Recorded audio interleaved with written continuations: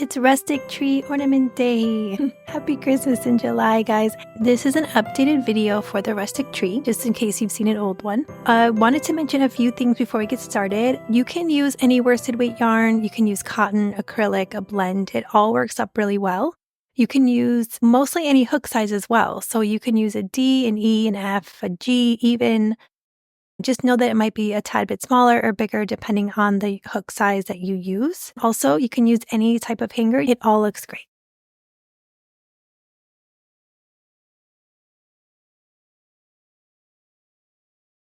I'm going to grab my yarn, my hook, and my stitch marker. So how we're going to do this for the video is there's 3 parts to this pattern, the small, the medium, and then we're going to make the large in this video. But I will stop and tell you when to stop for the small and add the border. And then I'll tell you when to stop for the medium, add the border, and then we will continue on with the large. So instead of hearing me talk for an hour, you can just go ahead and rewind or fast forward, and you can create all 3 parts with just this one video. For round 1, we are going to get started by making 6 single crochet into a magic circle. You can do that however you'd like. I'm going to make a slip knot. I'm going to chain 2, and I'm going to make 6 single crochet into that second chain from the hook. So this is another option. I will also link some magic circle videos down below if you want to try out a few different ones. So 6 single crochet into a magic circle.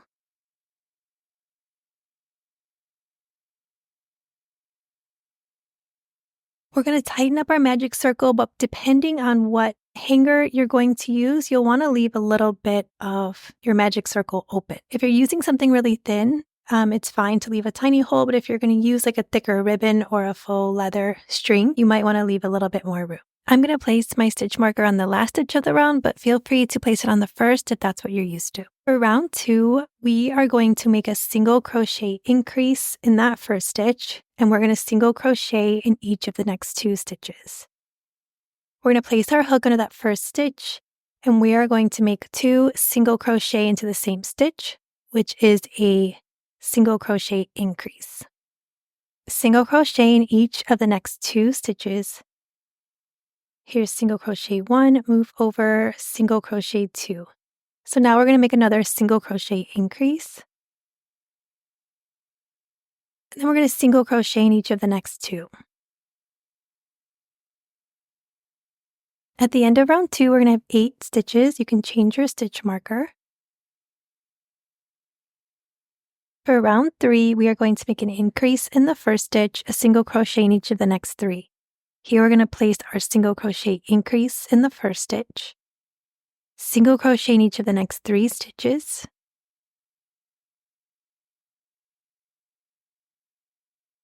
then we'll make another increase, single crochet in each of the next 3. At the end of round 3, we'll have 10 stitches. For round 4, we're going to make an increase in the first stitch, single crochet in each of the next 4. So here's an increase, single crochet in each of the next 4, 2, 3, and 4. And then we'll make another increase, single crochet in the next 4. If your work starts to turn in on you like mine is, all you have to do is just keep flipping it out until it stays that way. At the end of round 4, we'll have 12 stitches. You can change your stitch marker. For round 5, we're going to increase in the first stitch, single crochet in each of the next 5. So here's an increase, and then single crochet in each of the next 5 stitches.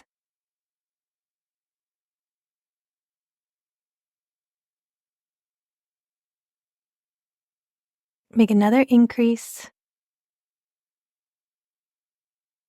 single crochet in each of the next 5 stitches.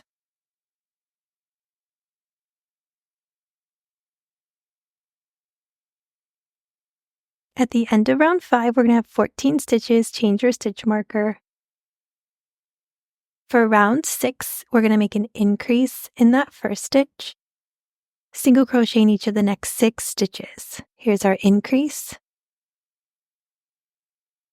single crochet in each of the next 6,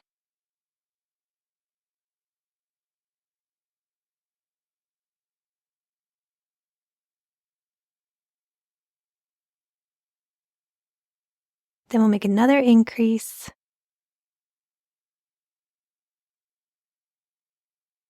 Single crochet in the last 6 stitches. You'll start to notice as you do this pattern that the number of single crochets you make is the number of the round. So as you crochet this more, you might notice. So if you do forget your pattern somewhere, you can always start this pattern really easily without it. At the end of round 6, we're going to have 16 stitches. For round 7, we're going to make an increase in that first stitch, and we're going to single crochet in each of the next 7 stitches. Here is our increase. Single crochet in each of the next 7.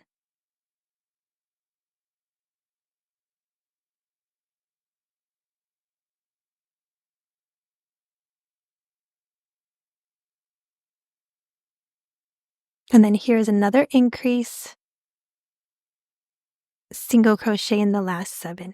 If you guys have made a rustic tree before, let me know in the description below. This pattern has been around for quite a few years, so you might have made one. But if not, welcome. So glad that you are making one now. I've only made like hundreds of these, but they're like my favorite. We're going to change our stitch markers. So we just finished round 7. We have 18 stitches. And if you're making this small, you're going to stop. Go ahead and find the timestamp for the border, and you can go ahead and put on the border and then place this to the side. Go back to round 1 and start making your medium. Okay, we're going to continue on for the medium and large for round 8. We're going to make an increase in the first stitch, single crochet in each of the next 8. So here's our increase, single crochet in each of the next 8.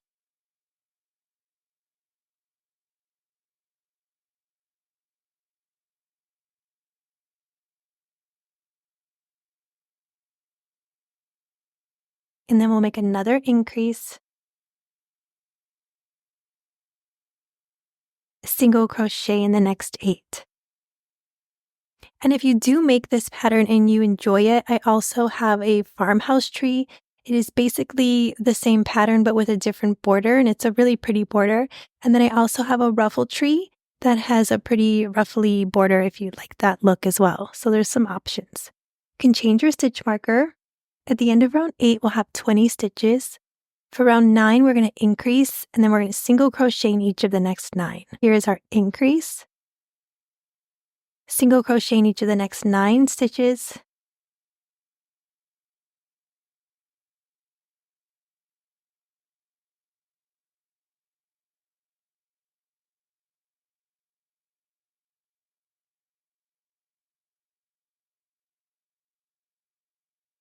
Here's another increase. Single crochet in the last 9 stitches. This one is a really pretty pattern. The first year I made it, I think I gifted it to everyone I knew. And then the next year I was like lost because I still wanted to make them, but I didn't know what to do with them. So I did donate a bunch, which was fun because it just feels like somebody can have it and enjoy it on their tree. Okay, we're finishing up here. We just finished round 9 for 22 stitches. And if you're making the medium tree, you're going to stop, go ahead and fast forward to the border and then finish off, and that'll be your medium. And if you are making the large, we're just going to keep going. We're going to start round 10. We're going to increase, single crochet in each of the next 10. So here's our increase, single crochet in each of the next 10.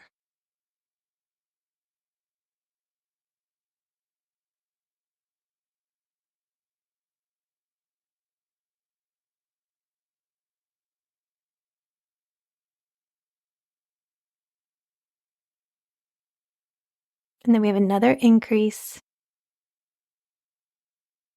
and then single crochet in the last 10. If you are a Chanel yarn lover, my next ornament, the last one of our Christmas in July series, is a Chanel ornament that's also like a rustic tree style. So it came out really cute. I just had to change a few things, but look forward to that. And if you're watching this later than July, that will already be ready. You can just check it out. At the end of round 10, we're going to have 24 stitches. For round 11, we're going to increase in that first stitch, single crochet in the next 11 stitches.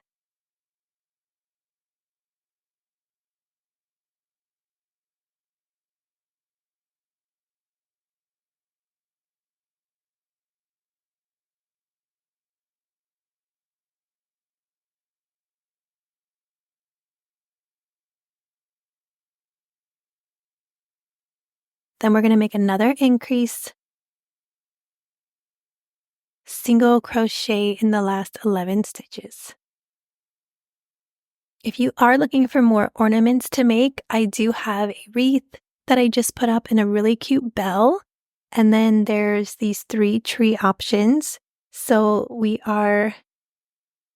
you have quite a few to choose from, and there's so many cute ornaments that people have made in crochet, so there's some really cute stuff out there. We're going to finish up round 11, and we have 26 stitches. So now we are going to start our border stitch. Whatever size you are making, this is all going to be the same. In that first stitch, you are going to make 3 single crochet, and then in the next stitch, you're going to make a slip stitch. So in your first stitch, you're going to make 3 single crochet.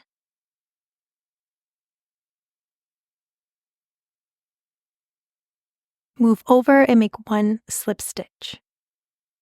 Then you're going to go into your next stitch and make 3 single crochet.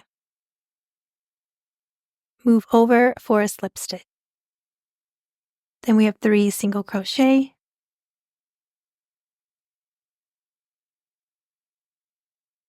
Move over for a slip stitch. Here we have 3 single crochet. Move over for a slip stitch. Continue to make 3 single crochet and then move over for a slip stitch until you reach your stitch mark. So no matter what size you're making, you will always start with a single crochet and you will always end with a slip stitch. If you have any questions for me on any of my patterns, you guys can always reach out to me through my website, or you can find my email here on my channel. I'm always here to answer any of your questions, and you can always ask me in the comments also. Continue to make 3 single crochet and then move over for a slip stitch until you reach your stitch mark.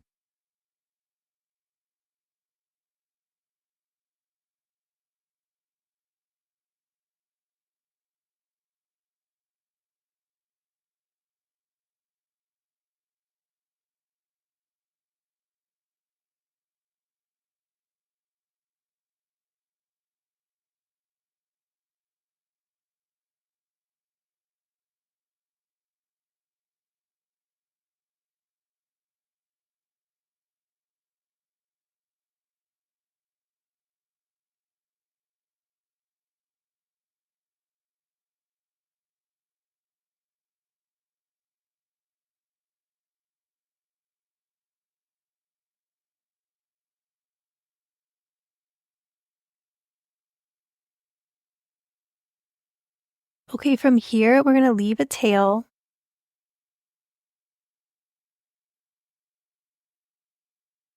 We're going to fasten off by yarning over and pulling through.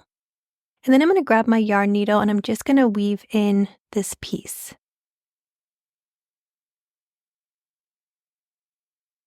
I do get a bit lazy when it comes to weaving in. So for the rustic tree and all the tree patterns, I usually just weave in the magic circle piece from the large tree because that's the one that you would possibly see. The other ones are tucked away.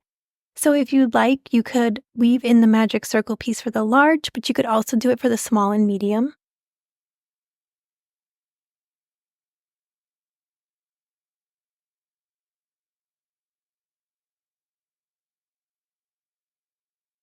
Okay, now I'm going to flip my piece back out and I'm going to grab my small and my medium. I do want to just show you here because we're working in the round. There's always going to be like a little bit of a divot because we'll end a little bit higher than our previous round. So if you notice that divot and you want to line up all of your trees on that side, you could totally do that. So here, just place your medium on top of your large and your small on top of your medium, and then you have your rustic tree. I'm just going to line up those little divots, and then we're going to add the hanger. I'm going to show you 2 ways you can add the hanger. I'm going to cut a piece of my twine, probably about 15 inches long. I like to give myself a lot of slack when I'm doing this. I'm going to add it to my yarn needle right down the middle, and then I'm just going to make a double knot at the end.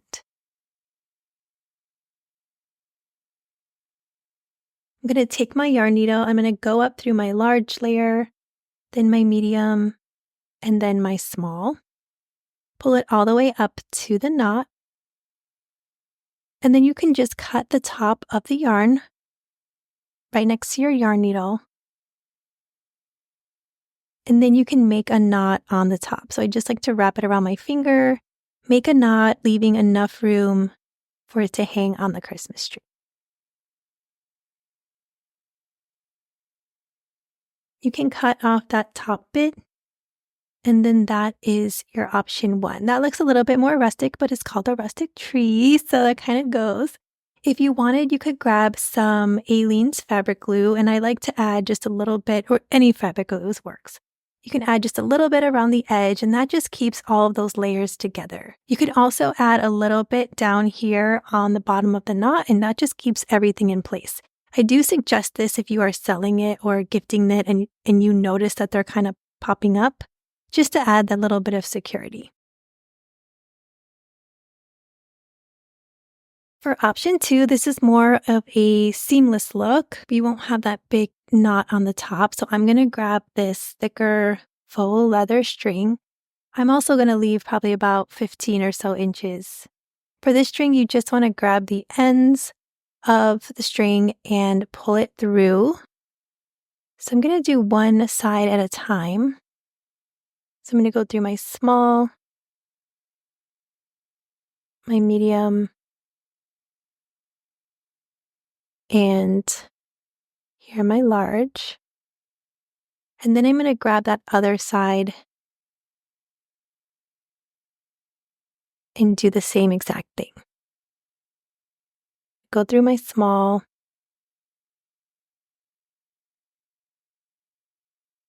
once you get it in your small, go ahead and grab a hook just so you don't lose that as you continue to pull it through. So now I'm going to go through my medium and now my large. You could put both ends and try to get both pieces in, but sometimes I don't have luck when I'm trying to get this thicker string in at the same time. But if you had your yarn, you could totally put both ends in at one time. So now that you have your hook holding that in, I just like to make a knot, and my goal is to end the knot at the border. I'm going to put it on the thinner part of the hook. That just gives me a little bit more room to make my knot. If you end your knot higher or lower than the border, it'll just be smaller or bigger. It's not that big of a deal. But my goal is to end the knot right at the border. And I'll see how I get a little clumsy at this part, so I'm just going to try my best. So make your knot and then pull it tight. Okay, I'm going to cut off any extra bit, and then I'm going to pull that all the way up. And I did get a little bit of my magic circle here because I didn't weave it in. So that's another thing that could happen if you don't weave it in. It could come popping out on you. So I'm just going to take my sharp scissors and get that back in. So that's a look that you can have without the knot on top. You can just add some fabric glue around the edges and then on the inside where the knot is, and that'll help to keep everything in place. Just let that dry overnight and you're good to go. And that is it. This is our rustic tree. I hope you guys have fun with this and make it your own. I've seen people add beads and colorful things and just make them really pretty. And I love seeing all that. Here's another option you can make if you like the rustic tree. This is the farmhouse tree. You can check out my channel to find that. And if you like something a little bit more ruffly, I also have this ruffle tree. You can always have fun with it, grab all the fun yarn, and make some trees. I hope you guys liked this video. Thanks for joining me, and I'll see you soon.